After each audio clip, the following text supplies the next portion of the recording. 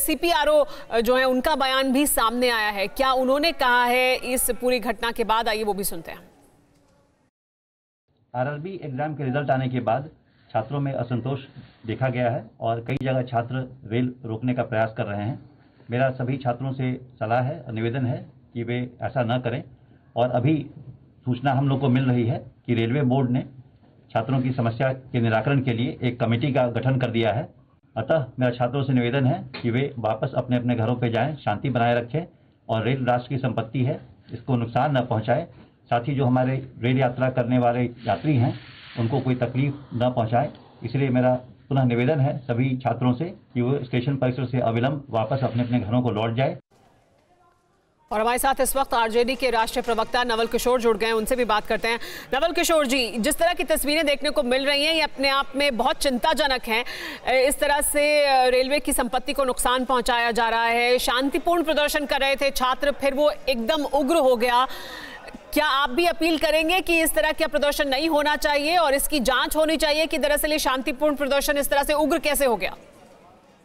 देखिए, शांतिपूर्ण प्रदर्शन होना चाहिए, इसमें कोई दो राय नहीं है। और जब छात्रों के साथ जो देश के भविष्य हैं, अगर उनके भविष्य को चौपट करने का कोई सरकार करे, वो चाहे राज्य सरकार हो या केंद्र सरकार हो, तो रेलवे में जो जिस तरह की परेशानी छात्रों को पिछले 2 साल से भुगत रहे हैं, ये तो आज का समस्या नहीं है ना। इस समस्या का निर्माण करने में इतना दिन तक सरकार ने ये काम किया है। आज जब छात्रों को लग रहा है कि बिना सड़क पर आए, बिना प्रदर्शन किए हुए, और छात्र तो निहत्थे हैं, वो हिंसक कैसे हो सकते हैं? वो तो अपनी बात को मनवाने के लिए। नवल किशोर जी, क्योंकि हम तस्वीरें देख रहे हैं इस वक्त गया में कैसे ट्रेन में आग लगा दी, ट्रेन की बोगी में आग लगाई गई है। आरा की तस्वीरें हमने देखी हैं, जगह जगह की तस्वीरें सामने आई हैं जहां पर उग्र हुए हैं छात्र, और उग्र नहीं थे पहले। लेकिन क्या इसमें कोई वेस्टेड इंटरेस्ट भी जुड़ गया है जो अपना इंटरेस्ट साधने की कोशिश करे? छात्रों की मांग जायज है और छात्रों की मांग को सुना जाना चाहिए, उसका निस्तारण होना चाहिए। रेलवे भर्ती बोर्ड की तरफ से भी कहा जा रहा है कि वो इस पर कमेटी बना रहे हैं, वो इस पर गौर भी करेंगे और अगर उनकी कहीं कोई गलती है तो उसके बारे में भी जवाबदेही होनी चाहिए। लेकिन जो ये उग्र प्रदर्शन हो रहा है, इसमें क्या कोई वेस्टेड इंटरेस्ट, क्या कोई अपना हित भी साधने की कोशिश कर रहा है? ये सवाल उठ रहा है अब। नहीं, ये तो सरकार और प्रशासन बताए कि कौन हित साधने का कोशिश कर रहा है। हमें तो जो मालूम है और जो जमीन पर दिख रही है वो तो ये दिख रही है कि छात्र हितों को बर्बाद करने का यह सरकार ठान लिया है। राज्य सरकार में जब चुनाव होता है तो कहते हैं कि 19 लाख रोजगार देंगे। जब देश में चुनाव होता है तो कहते हैं कि 2 करोड़ रोजगार देंगे, और 2 करोड़ रोजगार छीन लेते हैं राष्ट्रीय स्तर पे।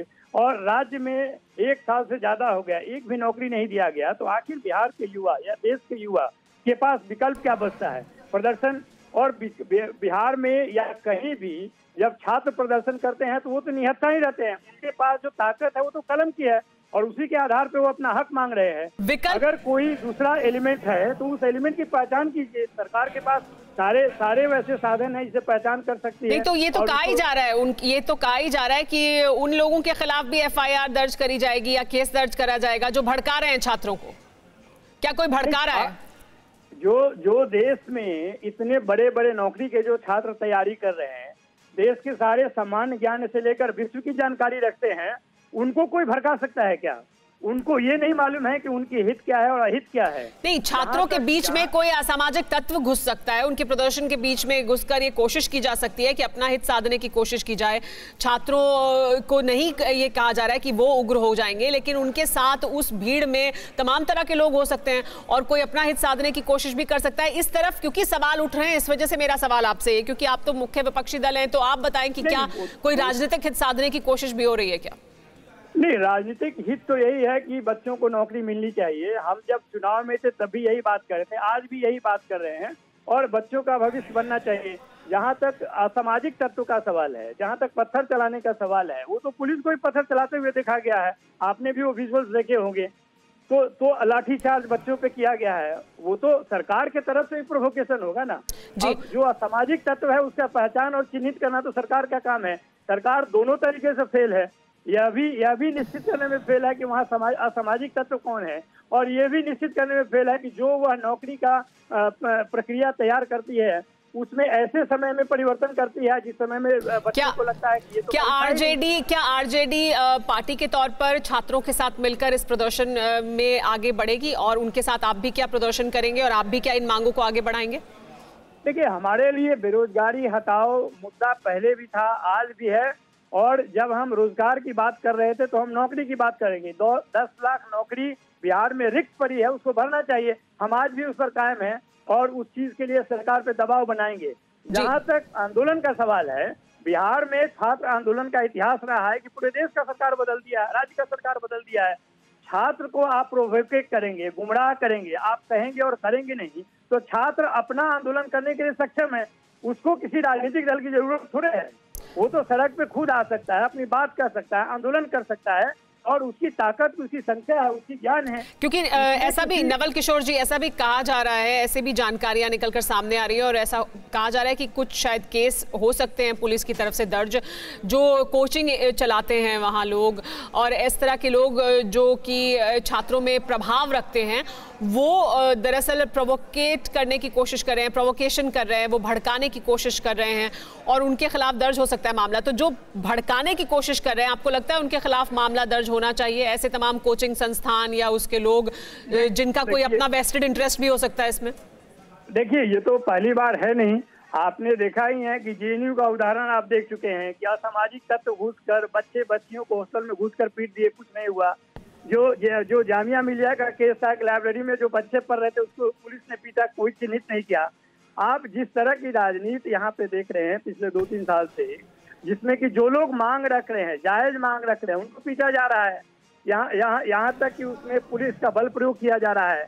जहाँ तक FIR करने की बात है, सरकार तो हर आंदोलन को कुंठित करने के लिए, समाप्त करने के लिए हर तरह की हथकंडा अपना रही है। जो सवाल है, जो समस्या है, उसका निराकरण के बदले वो केवल उन चीजों को सामने लाती है कि जब आंदोलन कर रहे हैं तो असामाजिक तत्व घुस जा रहे हैं, जब आंदोलन कर रहे हैं तो सरकार के खिलाफ है। सरकार जिस मुद्दों को, जिस वायदों को, जिस नौकरी प्रक्रिया को सरकार खुद करती है, उसका निराकरण क्यों नहीं कर पाती है? तो सरकार को निराकरण करना चाहिए। सरकार आपके मुताबिक जिम्मेदार है इस परिस्थिति के लिए जो अब बनकर सामने खड़ी हो गई है। तस्वीरें हम आपको दिखा रहे हैं। बहुत शुक्रिया नवल किशोर जी, TV9 भारतवर्ष से बात करने के लिए। तस्वीरें हम आपको दिखा रहे हैं आरा की, जहां पर माफ कीजिएगा, गया की तस्वीरें हम आपको दिखा रहे हैं, जहां पर ट्रेन की एक बोगी में आग लगा दी गई। प्रदर्शनकारी छात्र पहले उग्र हुए, उन्होंने पत्थरबाजी की पुलिस पर और उसके बाद गुस्साए छात्रों ने ट्रेन की बोगी में आग लगा दी। दरअसल रेलवे भर्ती बोर्ड की जो परीक्षा है RRB NTPC, उसमें घोटाले का आरोप लगा रहे हैं छात्र। कोरोना धर्म नहीं देखता, जात नहीं देखता, अमीर गरीब ऊंच नीच नहीं देखता। कोरोना सिर्फ मौका देखता है, लेकिन आप उसे मौका मत दीजिए। बस इतना कीजिए, जब कभी दफ्तर से, बाजार से घर लौटिए तो इतना ख्याल जरूर रखिए, कहीं आपके साथ कोरोना आपके घर तो नहीं जा रहा। भूलिए मत, कोरोना अभी जिंदा है।